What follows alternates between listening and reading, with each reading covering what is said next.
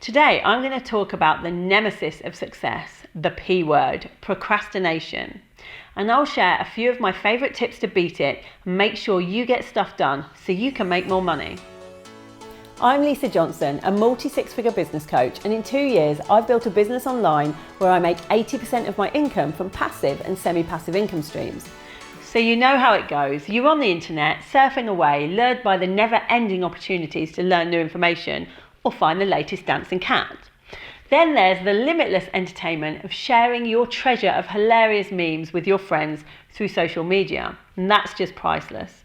30 minutes later, you're feeling guilty for procrastinating and not completing the main task you set out to do. Seriously, you are not alone. We all go through this, and as a result, we usually face these two outcomes. Either emotional, meaning we beat ourselves up for procrastinating, which creates a loop of negativity that makes us feel even worse. It's a downward spiral that eventually makes us question our competence. Or practical, which means as we've delayed our tasks, we become a bottleneck to ourselves. If people were depending on us to complete the task, we've also delayed their work because of our own procrastination. Due to procrastinating in the first place, we now have to reschedule the task and find the new motivation to complete it, meaning in all likelihood, it's probably going to take us even longer to complete. So here's the big question: why do we do this to ourselves? We need to take a step back and look at the moment right before we started the process of procrastination. Seconds before we venture off to procrastinating, we went through this simple choice: do the work now or do the work later. Our pleasure-seeking mind will naturally always lean towards actions that will provide instant gratification over actions with delayed gratifications. We all know this, and our actions can prove it. How many times have you caught yourself mindlessly browsing social media when you really should be working on that business project? Come on now, be honest and tell me in the comments how long you really spend on social media each day.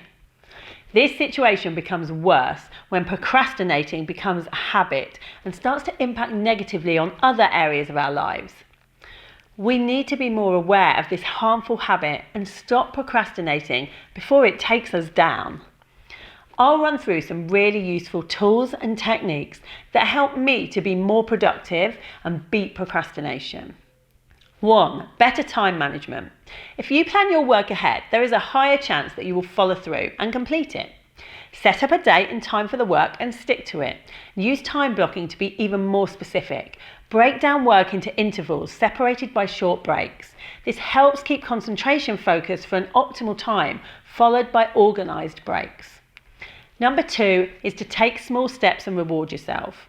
Often we delay tasks because we believe that we need to finish it all at once. This overwhelms us and holds us back from taking even that first step. So breaking the task down to mini actionable items is a great way of starting. As you complete each task, reward yourself to create a positive feedback loop. This will help rewire your brain to seek pleasure through the reward system, as opposed to seeking distraction through watching more dancing cats on the internet. Number 3, just do one thing and unplug the rest.